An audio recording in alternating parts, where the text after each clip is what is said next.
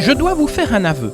J'ai toujours été quelqu'un de curieux et je me suis toujours intéressé au vécu des personnes qui m'entouraient. Cela me permettait de mieux les connaître et de les découvrir, ce qui, j'en suis sûr, est un réflexe généreux. S'intéresser aux autres facilite les relations avec ceux-ci. En créant, en 2018, le podcast natif Les interviews d'Eric Cooper, j'avais le projet de partager avec tous et toutes le voyage que je faisais en découvrant la vie et les réalisations des personnes qui, à mon micro, racontaient une histoire, leur parcours de vie ou leur création. C'est sur le ton d'une simple conversation que se déroulent les interviews d'Eric Cooper. Le décor est simple.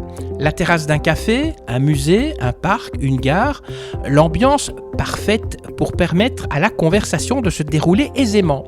Le seul témoin de ces mots échangés, c'est le micro qui restituera fidèlement les échanges et les bruits extérieurs. L'auditeur ou l'auditrice n'assiste pas à cette conversation, mais si il ou elle ferme les yeux, il ou elle sera à mes côtés et grâce à son imagination, suivra l'interview pour découvrir de façon virtuelle l'acteur ou l'actrice du podcast qui pourra être une personne connue ou inconnue. J'espère que vous aurez un plaisir certain à écouter ce podcast et que vous vivrez un moment unique et hors du temps grâce à celui-ci.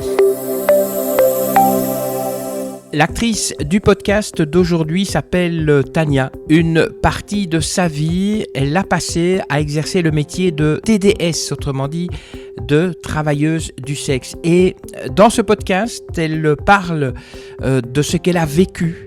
Alors ce que je vous demande, c'est d'écouter ce qu'elle a à vous dire, de l'écouter, mais de ne pas la juger. Tania, eh bien, je vous tends le micro. Je m'appelle Tania, j'ai 35 ans et je suis d'origine bulgare. Est-ce que vous pouvez nous dire deux mots sur votre film qui s'appelle Le Salut de Tamara ? Qu'est-ce qui vous a motivé à raconter votre histoire qui, dans le fond, n'est pas une histoire facile à raconter ? Le Salut de Tamara, c'est un film qu'on a fait ensemble avec mon ex-compagnon Tano Pasqualino. Qu'est-ce qui m'a motivé ? Briser le silence. Briser le silence pour qu'on puisse sauver des vies, pour que ça ne puisse pas arriver à des autres gens. Et aussi faire une prévention et de donner le courage à toutes les victimes, c'est en sortir aussi.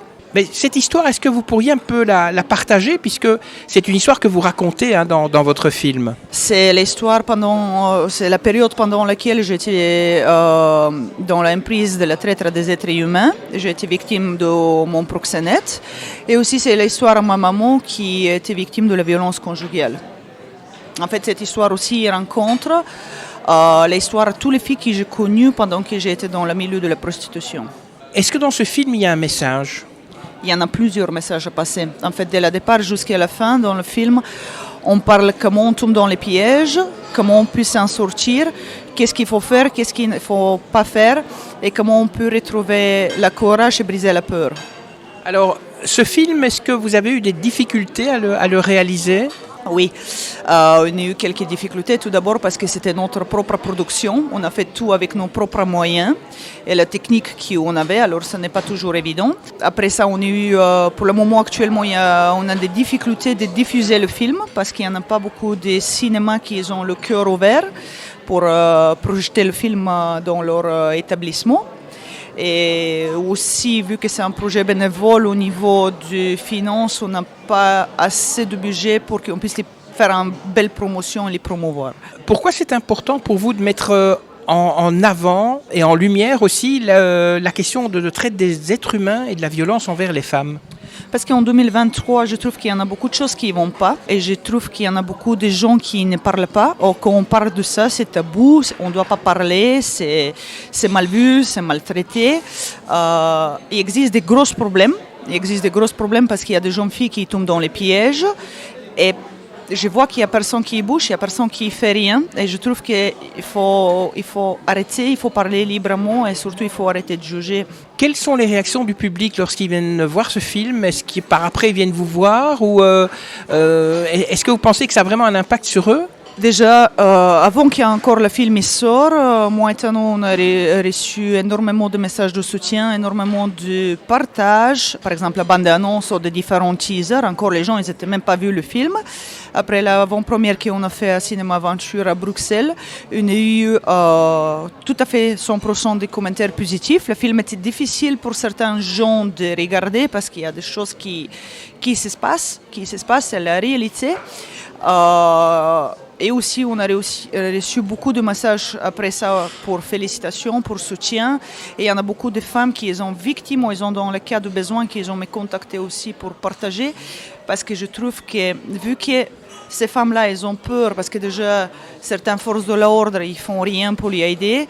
Parce que déjà, leurs amis, parfois, ils les jugent, parce que déjà, leur famille, peut-être, ils n'ont pas derrière eux. Se retrouver avec quelqu'un qui les comprend, qui a vécu la même chose, c'est être comprise. Comment est-ce que vous avez réussi à éviter un peu de la vulgarité dans ce film ? On a réussi de maîtriser ça, parce que déjà, on a fait toutes les scènes, il n'y en a aucune scène dans laquelle il y a des dénudés. Maintenant, on montre la violence, il faut la montrer parce que sinon le spectateur il va rien comprendre. Mais on a fait tout en manière pour que... Comment tu vas expliquer ça pour que... On a fait tout en sorte pour que le film soit visible pour les enfants à partir de 12 ans. Donc il n'y a aucune scène de nudité, il n'y a pas de vulgarité. Il y a des scènes choquantes mais sans être vulgaire. Garder le respect de la femme aussi. Et pourquoi vous voulez le faire diffuser en Bulgarie, qui est votre pays d'origine ? Parce que ça me tient énormément à cœur, parce que c'est de là que tout a commencé. En fait, le film, on l'a fait à Liège, mais c'est une histoire qui a été racontée en Bulgarie, en Grèce, en Allemagne et ici en Belgique. Et parce que le trait humain en Bulgarie aussi, il y en a beaucoup. Il y en a beaucoup et il y en a beaucoup de filles qui tombent dans les pièges, souvent à cause de la pauvreté, ou soit simplement parce qu'ils croient aux belles paroles. Et je veux faire cette prévention là-bas aussi. Quand vous dites, comment ça se passe parce que ce sont les filles qui viennent de Bulgarie ici, ou bien elles rencontrent quelqu'un, il y a des sortes de recruteurs, comment ça se passe un petit peu ? C'est différent. Il y en a certaines filles qui viennent par rapport à leur propre choix. C'est rare. C'est rare. Dans les pays d'Albanie, Roumanie, Bulgarie, c'est rare qu'une fille vienne toute seule. Souvent, elle est venue avec son macro. Parce que pour certaines filles, même s'ils ont marié avec un homme, pour eux c'est leur mari, mais dans la réalité, derrière tout ça se cache toujours la macro.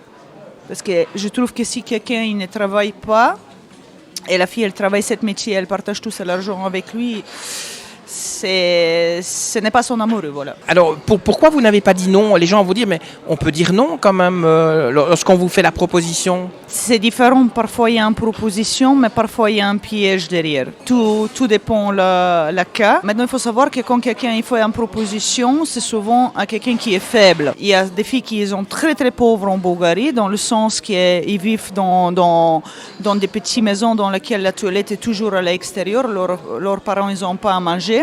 Et ces personnes, ils prennent cette fille, ils la vendent de rêve. Il a dit, voilà, si tu fais ça, tu vas gagner autant par jour, tu vas pouvoir aider ta famille. Ils touchent là où ça fait mal, là où il y a le besoin. Par exemple, moi, je ne viens pas d'une pauvre famille. Et quand je suis tombée dans le piège, parce que pour moi c'était un piège, même si je savais très bien qu'est-ce que je fais, c'est parce que j'étais dans une période très difficile. Ma mère, elle était alcoolique, elle était malade, elle était sous l'emprise d'un pervers narcissique. Et là, la personne me dit, viens. Et je voulais aussi faire mes études en Allemagne, qui coûtent beaucoup de l'argent, cher. Et là, il m'a dit, viens, on va aller. Tu vas faire ce métier. Moi, je vais trouver un travail. Je vais faire du taxi, je vais acheter des voitures et tout ça. Tu vas travailler pendant un certain moment, mais on va gagner assez de l'argent pour construire quelque chose, pour que tu puisses aider ta mère, pour que tu puisses faire des études. Et là, quand cet rêve puisse se réaliser, tu dis ok, mais après quand tu te rends compte que ce n'est pas du tout le cas, c'est trop tard, parce que tu es déjà dans le piège. Quand il y a certaines familles qui vendent leurs propres enfants pour l'argent. Quand vous étiez donc ce qu'on appelle une TDS, une travailleuse du sexe, quel genre de personnes venaient vous voir ? Quel genre d'hommes étaient vos clients, si on peut dire ? Il y avait tout type de gens. Maintenant, il faut savoir que moi, je suis spécialisée dans la domination, dans la SM. Et là, c'est un genre d'hommes un petit peu plus différent, des hommes qui cherchent des services un petit peu plus particuliers. Et aussi, dans ma clientèle personnellement, moi, il y avait des gens qui aimaient bien d'aller manger un bout, ils aimaient bien venir parler, boire un verre de champagne.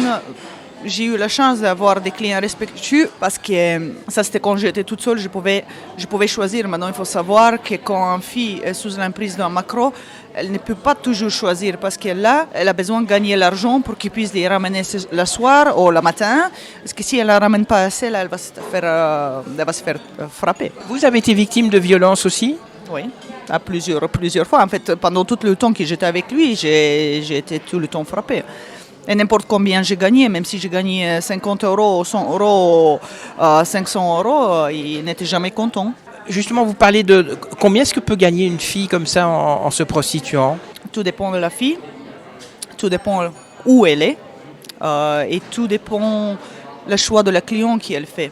Et tout dépend si elle-même, elle se respecte, parce qu'on sait qu'il y en a certaines filles qui gardent un certain prix, et je les félicite parce que je trouve que quand on fait ce métier, il faut tout d'abord se respecter soi-même et ne pas faire des choses qu'on ne veut pas, et surtout garder l'hygiène et la propreté.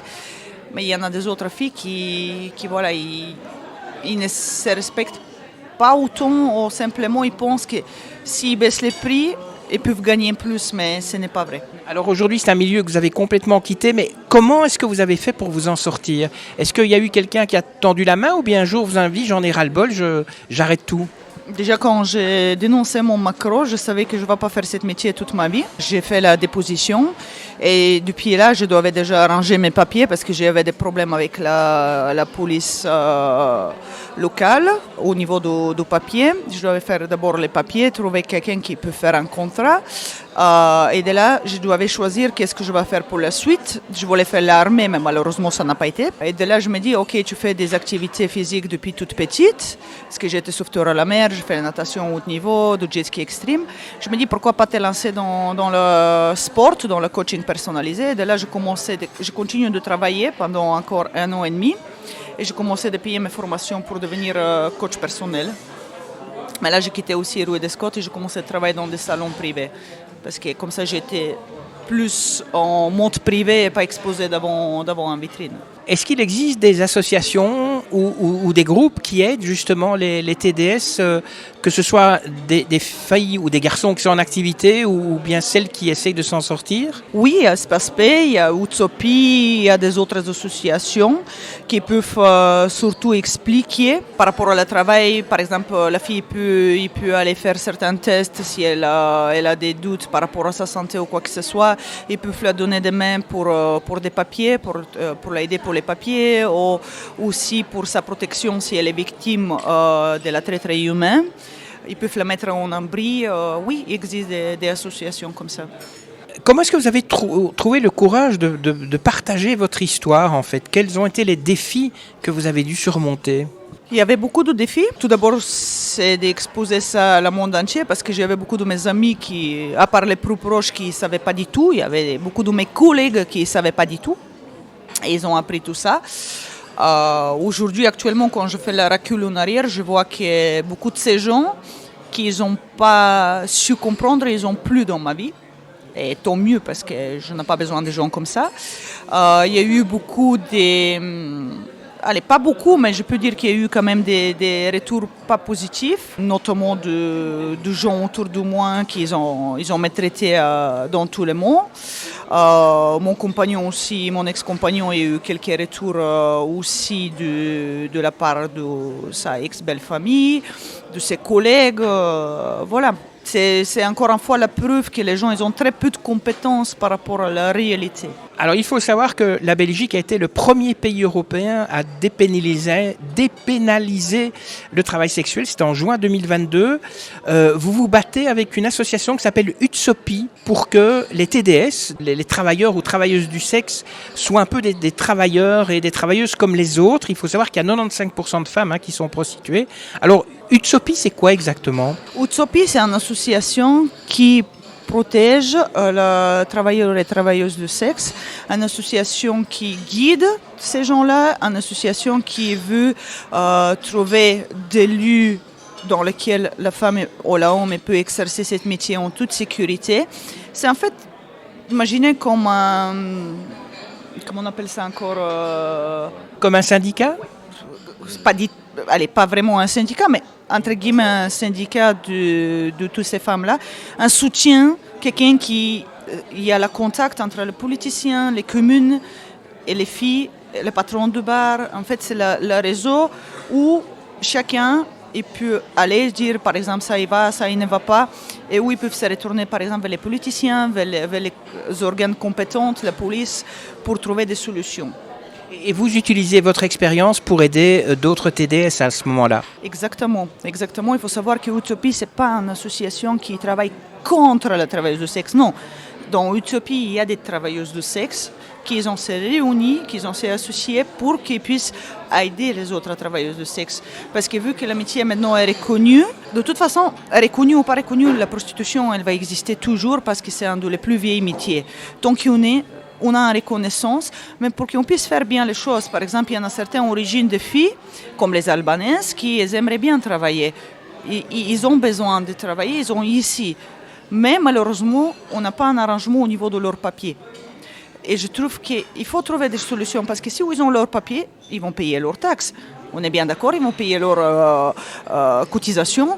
La Belgique gagne aussi, d'une certaine manière, de tout ça. Alors, je pense que ça doit être dans les deux sens et trouver aussi des endroits où la fille elle peut exercer, parce qu'il y en a dans certains endroits qui démontrent des loyers super chers et la fille en fait elle doit travailler 4 fois plus pour qu'elle puisse payer déjà son loyer. Une question que j'ai à vous poser, d'après vous, est-ce que c'est moral ou immoral la prostitution?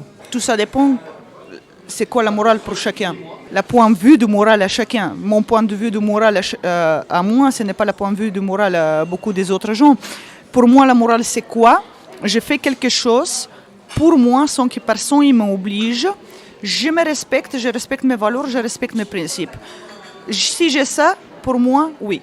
Après avoir justement exercé ce métier, comment est-ce qu'on peut se reconstruire, si toutefois on a envie de se reconstruire? Est-ce qu'on se reconstruit vraiment? Parce que après avoir exercé ce métier, déjà on se méfie beaucoup. On n'a plus de confiance.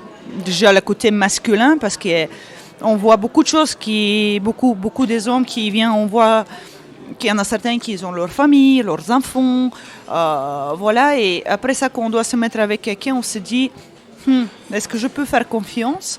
Mais on se reconstruit petit à petit. Maintenant, il y a toujours les blessures du passé, il y a toujours les souvenirs qu'ils ont là. Tout dépend aussi de la caractère et la force à la fille. Il y en a certains qui y arrivent, il y en a certains qui n'y arrivent pas, il y en a certains qui rechutent. Chaque cas est particulier, voilà. Mais après avoir connu ce que vous avez connu, est-ce qu'on peut reconstruire une vie de couple normale? J'ai des doutes. Aujourd'hui, actuellement, j'ai des doutes. Parce que après quand j'ai arrêté, après 2 relations, je vois que peut-être c'est moi dans mon mentalité qui a beaucoup trop évolué après tout ce que j'ai vécu. Et je pense que c'est difficile. Je ne suis pas sûre que ça va le faire. Pourquoi? C'est la peur de replonger ou c'est le regard des autres qui fait que cette difficulté? Non, c'est la mentalité qui en fille et les forces qui en fille, elle crée après avoir vécu tout ça. Et à partir de ce moment, elle sait qu'est-ce qu'elle veut, elle sait qu'est-ce qu'elle ne veut plus. Disons qu'elle n'est pas comme les autres.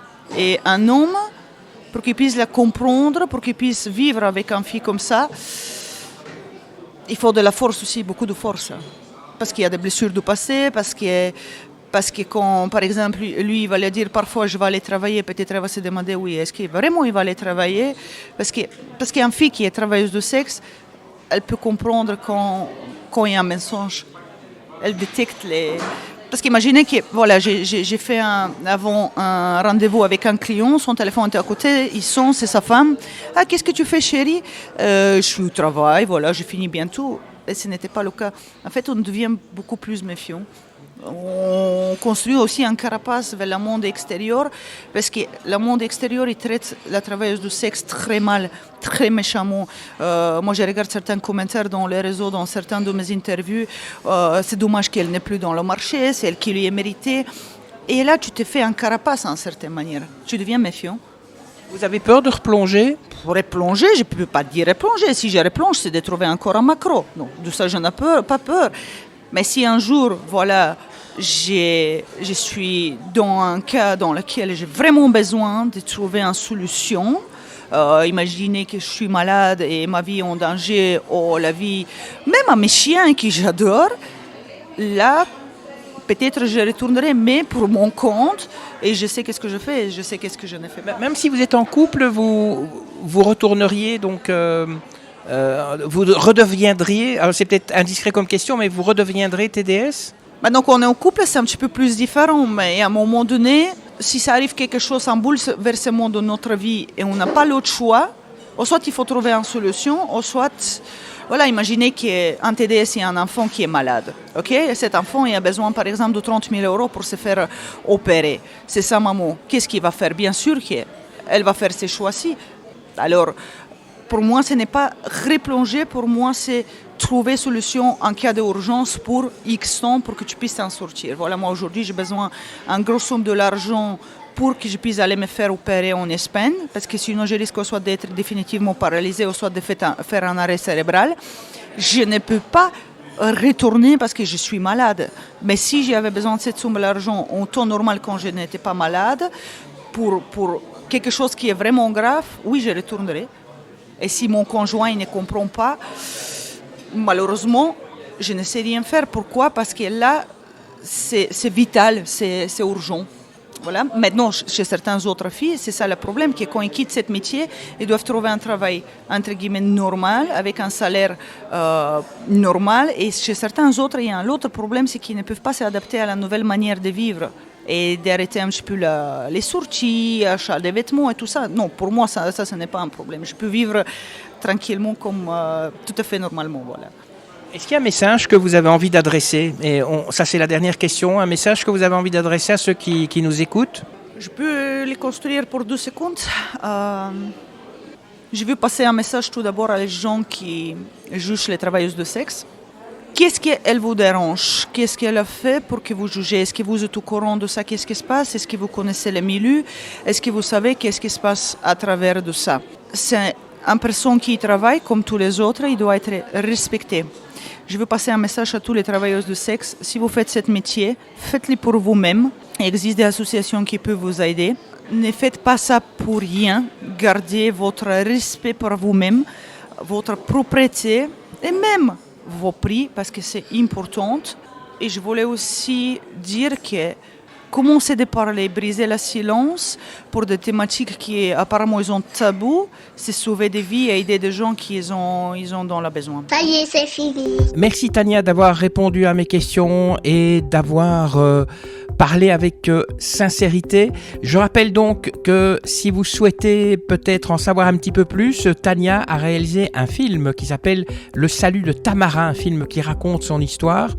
Et si vous allez dans les commentaires de ce podcast, eh bien, vous aurez le lien sur YouTube de la bande-annonce officielle de ce film, Le Salut de Tamara.